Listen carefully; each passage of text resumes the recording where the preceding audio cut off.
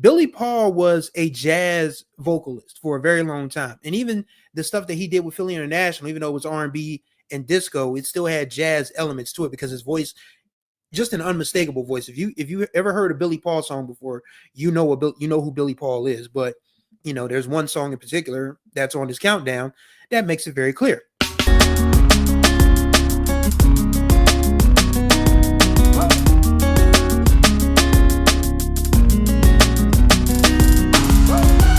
Right on time for another ride on the Groove Line with your host, Chris Stevens. Hopefully you all are doing well out there on this Friday the 13th. Yeah, a little spooky around here, but it's not just Friday the 13th. It is Philly Friday. And yes, this is also day 13 of the BMM 30 series. If you're new to this channel, On the Groove Line is a music podcast.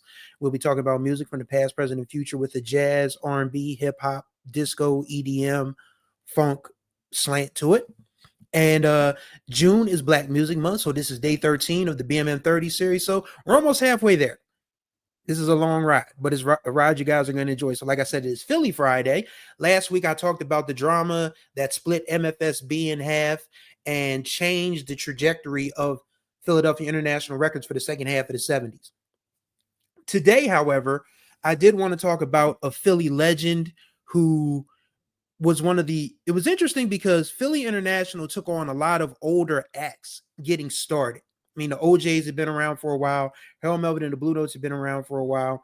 So it was like, it got to the point where people were wondering, can Philly International develop anybody new, anybody fresh? But it didn't matter because the records were selling. And the gentleman we're talking about today fits that bill as well. We're talking about the late, great Billy Paul. Was born December 1st, 1934, as Paul Williams, died in April of 2016 at the age of 81. And his Unsung episode was really, really good. If you haven't seen it yet, you should be able to find it on stream somewhere.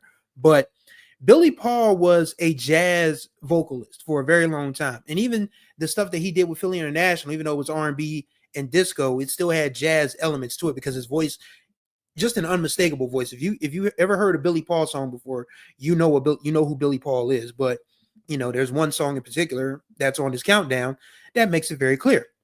But as a student of Philadelphia International, as a student of Philly Soul who listens to this stuff obsessively, I have no problem giving you, a top 10. Billy Paul's top 10 songs. We're going to get right into it, starting with number 10, which is the title track from the 1973 album War of the Gods. This one is 10 minutes long. It's winding. It has electronic elements to it.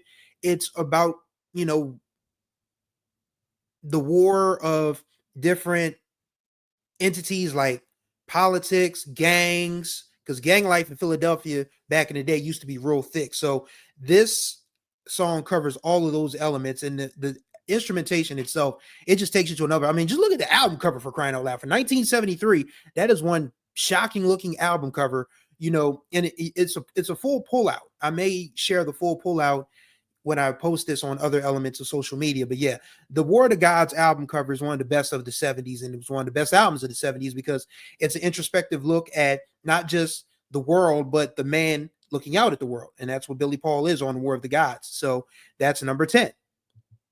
Number 9 is another song from the War of the Gods, and this one's a little more upbeat and happy. It's called Thanks for Saving My Life. And we don't know if this is about a song. We don't know if this is about a woman. We don't know if this is about a teacher.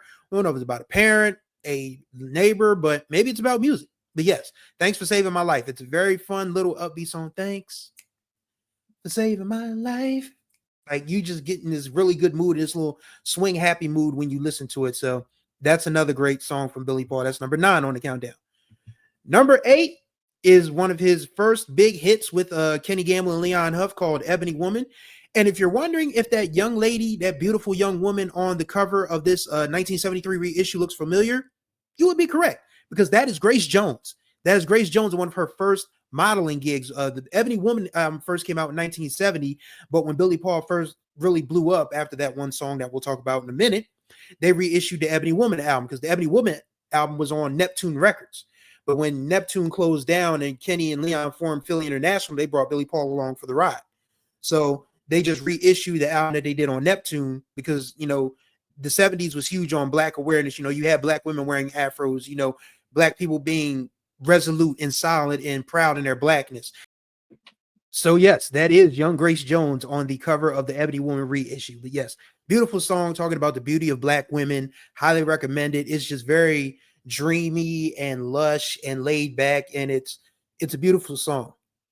Number 7 on the countdown comes from the got my keep I got my head on straight album, the first album Billy put out in 1975 called Billy's Back Home, and it's a song about a dude who's been out on the road doing his thing or whatever, but he's ready to come back home.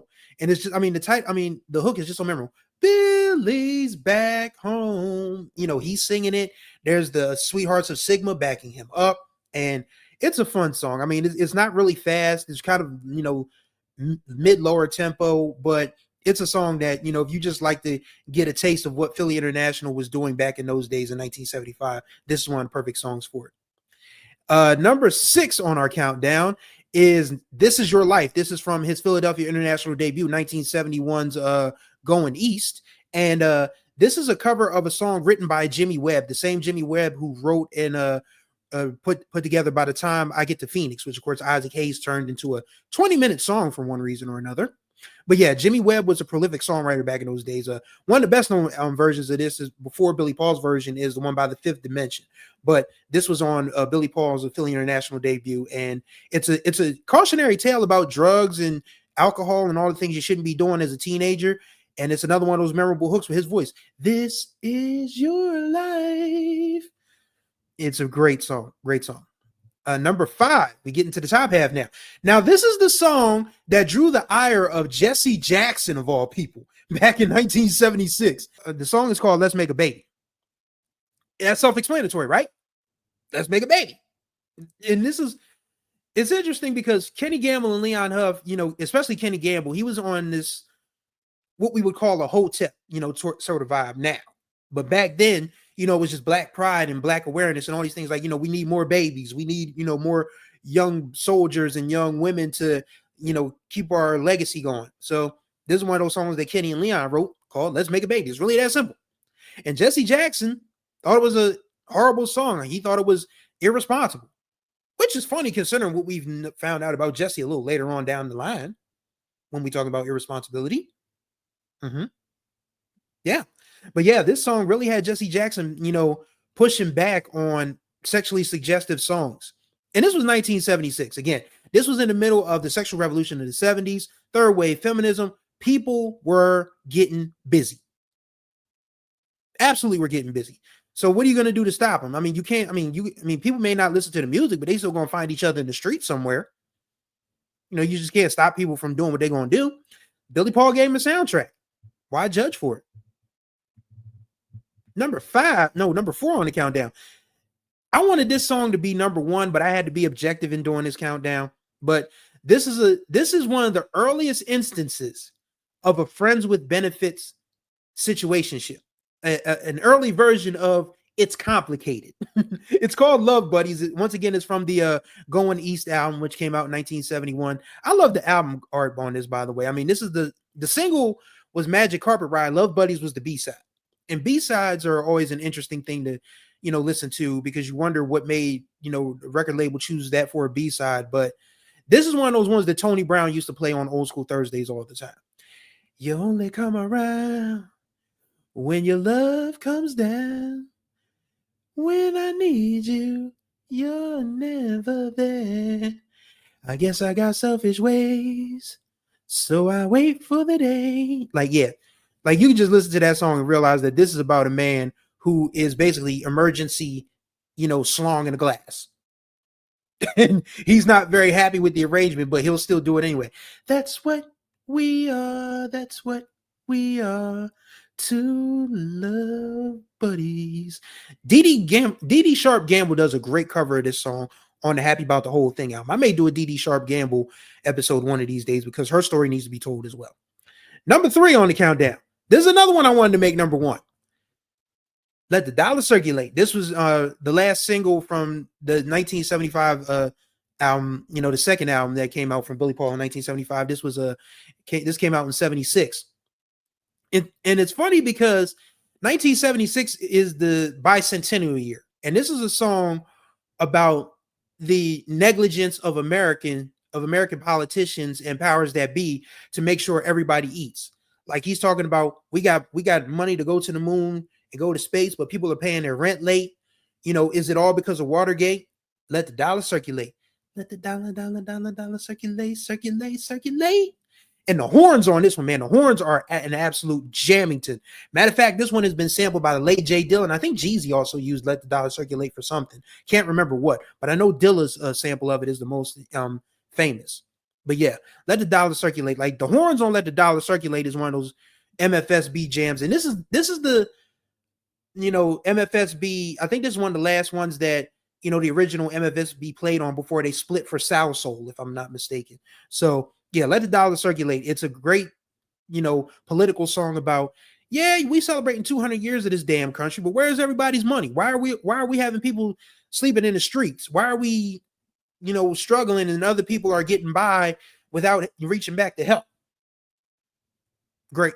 Another awesome song. Number 2. This one is from the 1976 album Let 'Em In, and it's called I Think I'll Stay Home Today. This was written by Dexter Wansell and co-produced with Kenny and Leon. And it's a song it's not a slow jam, but it gets you towards the point. It works up to a slow jam. I mean, it's absolutely a mid-tempo type of song, but this is a dude who sees the rain, sees the storms outside and says, I think I'll stay home today and just make love with my girl. Don't be scared of the thunder and storm. I could never leave you alone. I think I'll stay home today, just making love. And then there's the upbeat. There's the upbeat at the end where Billy's just kind of like shuffling on. Do it feel good? Do it feel good? Do it feel good?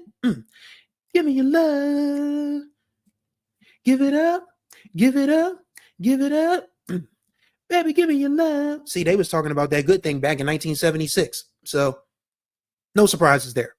No, and there's obviously no surprise at what the number 1 Billy Paul song on his countdown is.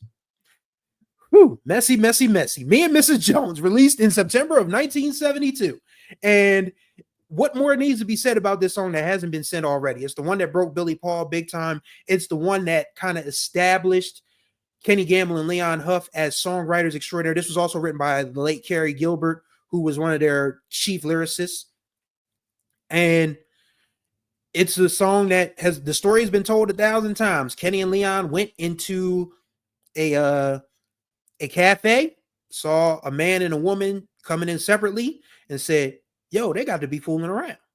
That's the song right there. So let's write it out. We meet every day at the same cafe, 6:30. I know she'll be there. Holding hands, making all kinds of plans, while the jukebox plays our favorite song. Me and Mrs. Jones. Like, I can't tell you how tired of that song as I was a kid. I used to make fun of Billy Paul's voice just to get on my mom's nerves because she always played Philly International stuff around the house. But after maturing and realizing that, yeah, life be lifing. Humans are human. Nobody's perfect. This is one of the greatest songs ever written and recorded about fooling around. And it's just, oh my God, like, if you're a person of a certain age, again, if you grew up in a Philly-centric household with boomer, greatest generation, even Gen X parents, but mostly boom. But those of us who are millennials who grew up with boomer parents in the Philadelphia area, black boomer parents, this song was just inescapable. And it just takes you back to a time when you were either cleaning up the house or getting ready for dinner or just, another day when you didn't have to worry about your bills. You didn't have to worry about, wars going on outside. You didn't have to worry about, well, actually, this was when Vietnam was just about wrapped up, but there was, in our age range, us millennials, we didn't have that much to worry about as kids. Because I'm born in 81. I'm considered a millennial, even though I identify more with Gen X, but technically I'm a millennial. But yeah, those of us of a certain age, you just know that this is one of those songs that just brings back all kinds of memories. And as much as I wanted to make a few others on this countdown, number 1, I had to be realistic about it. This is the legend Billy Paul song. This is probably one of the top 3 songs that people think of when they think of Philly soul. Absolutely. And it's wonderful. Even though the subject matter is a little shaky and messy, it's still a great song. So those are the top 10 Billy Paul joints. I will run them back for you lovely people, just in case you Need a reminder? Number 10, we got the title track from the 1973 War of the Gods album. Number 9, we got Thanks for Saving My Life, also from the War of Gods album. 1970s Ebony Woman is number 8. Billy's Back Home from 1975 is number 7. This Is Your Life from Going East in 1971 is number 6. Let's Make a Baby is number 5. I still can't get over Jesse, flipping his lid over that. Number 4, Love Buddies from the Going East album. Number 3, Let the Dollar Circulate. Let the dollar circulate. Number 2, I Think I'll Stay Home Today. And number 1, Me and Mrs. Jones. We got a thing going on. Dun-dun, dun-dun, dun-dun, dun-dun. We both know that it's wrong, but it's much too strong to let it go now. I'm sorry. I love to sing. I can't sing, but when I hear a good song, I enjoy it. That's just how I get down. But yeah, those are the top 10 Billy Paul joints for this Philly Friday. Billy was just one of those artists that wasn't brand new, but he helped establish Kenny Gamble and Leon Huff's Philadelphia International Records as a force to be reckoned with in the R&B market, in the pop music market in the early 70s. So Billy Paul played a huge role in Philly International getting off the ground, and he should always be remembered and credited for that. So those are my 10 favorite Billy Paul joints. If you like others, feel free to leave a comment. And that's going to do it for day number 13, lucky number 13 of the BMM 30 series here on the Groove Line. Thanks for riding with me. Contact information will be in the description below. Don't forget to like and comment on these videos so we can get the algorithm popping. More eyes and ears can be on this channel. Subscribe and tap the notification bell so you're notified when everything drops on this channel. We got 13 days down, 17 to go. So thanks for joining me for the ride on the Groove Line. Till the next time we ride, y'all be, what am I trying to say here? Y'all be good or be good at it.